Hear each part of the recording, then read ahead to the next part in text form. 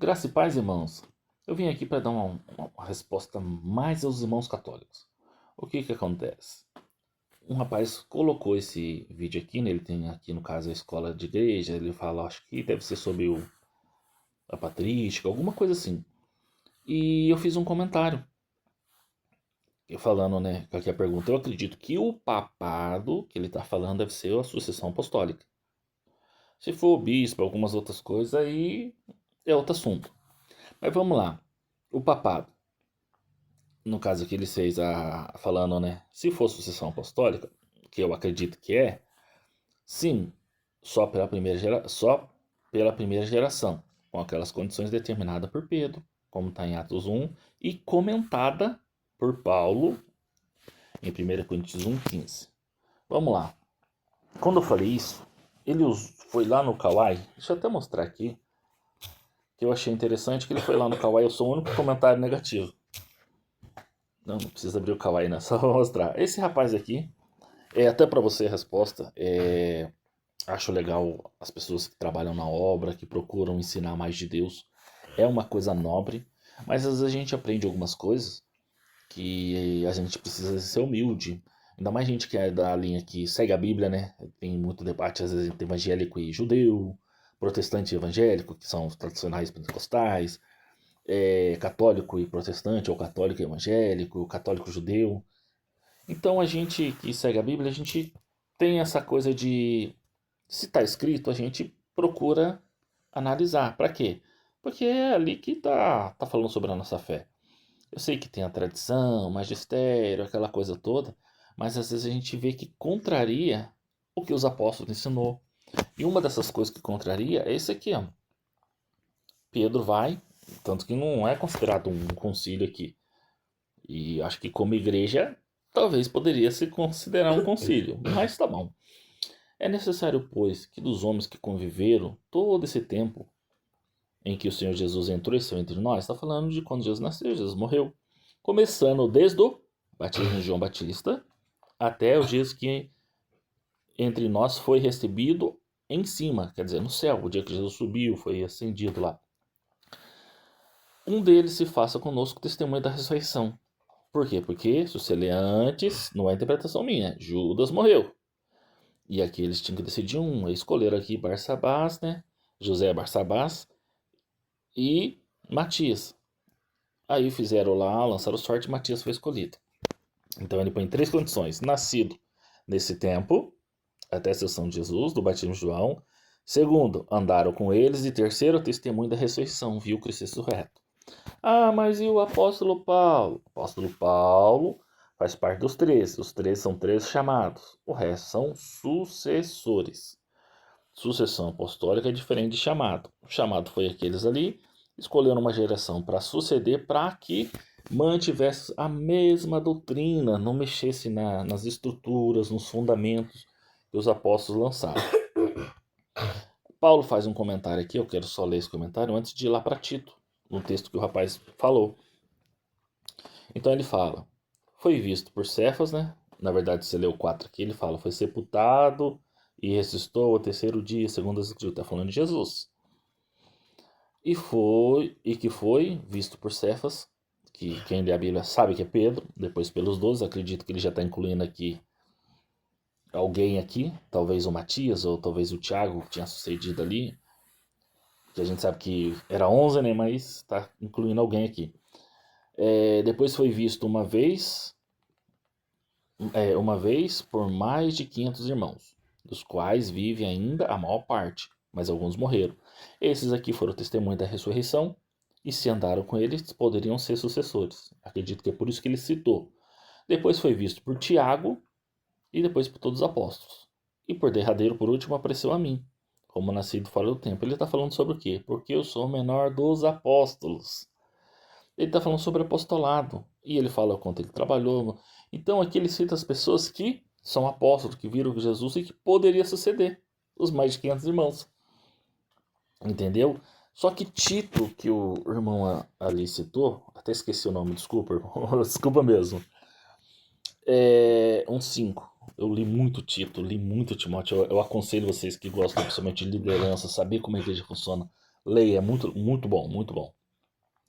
Por este motivo deixei em Creta, foi naquela ilha de Creta, para que pusesse em ordem as coisas que ainda restam, e de cidade em cidade estabelecesse presbítero. Ele falou bispo, né? Presbítero. Tem sim uma semelhança.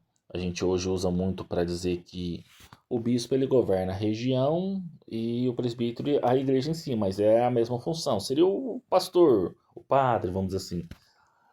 Então, o que acontece? Só que lá tem condições para ser apóstolo. E esse não é a sucessão apostólica, por quê?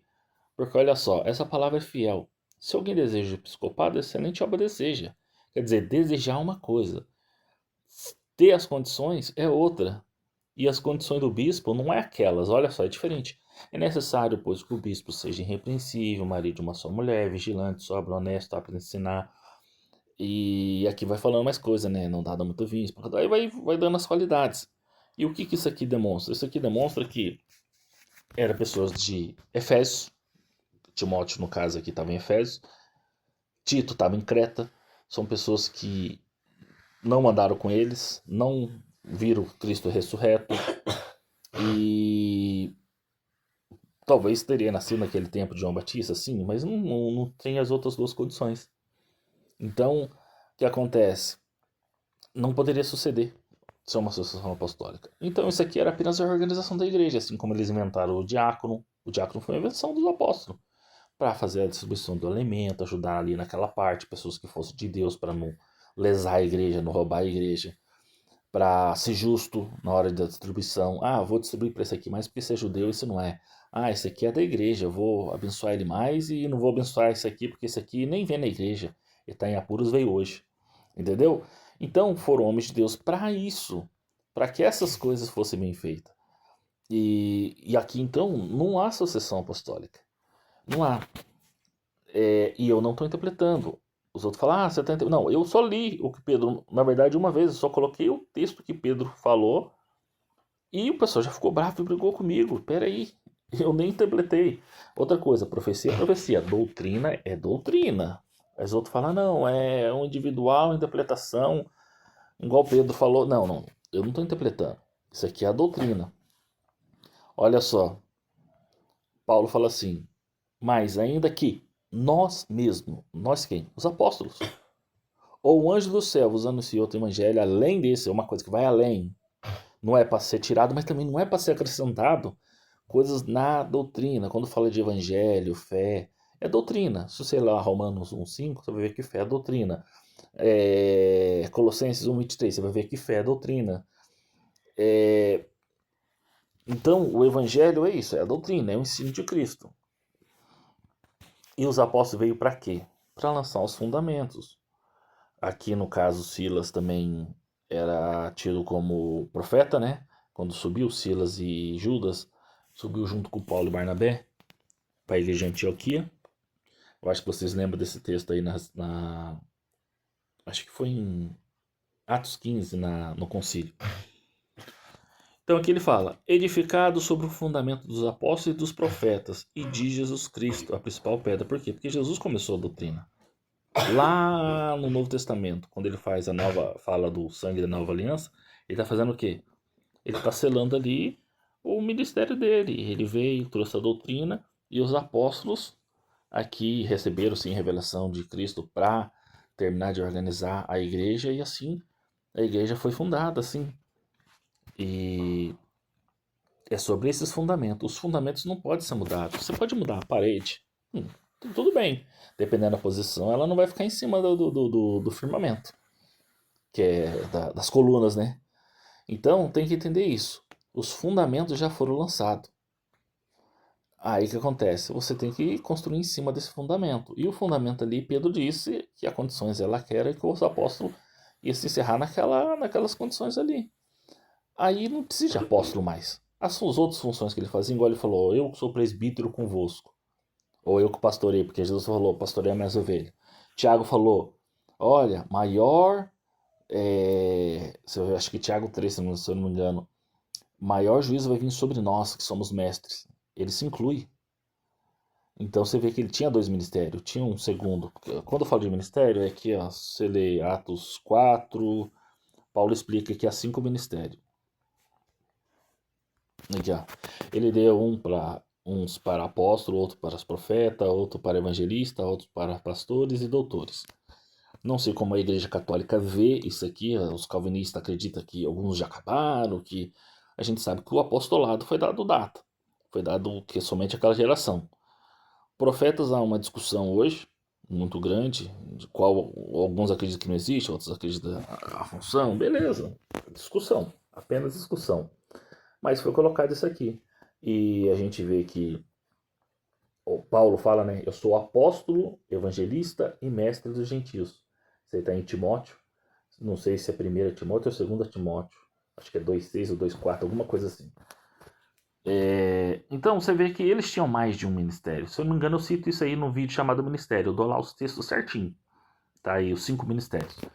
Então, você vê que eles tinham esses ministérios e não necessitava mais dos apóstolos. Os fundamentos eles lançaram. Eles vieram cheios de autoridade, cheios de poder de Deus e ninguém mais tem. Pode ver, nenhum papa faz milagre igual eles faziam. Nenhum papa faz, entendeu? Então os próprios pais da igreja foram bons evangelistas ou bons pastores ou então o que acontece? Aqui a gente sabe que o presbítero é o quê? É o pastor, é o que preside a igreja, é o que governa.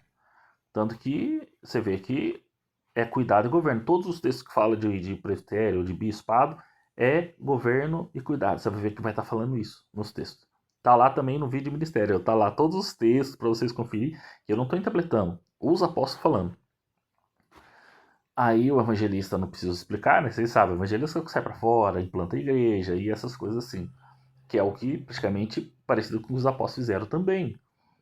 Aí você vê lá o mestre é aquele que ensina, que tem um grande conhecimento, o conhecimento dele é profundo.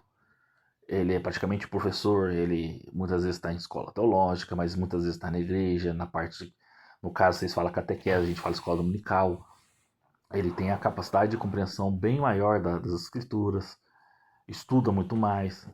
Então, nisso tudo aí, essas funções já estão estabelecidas na igreja.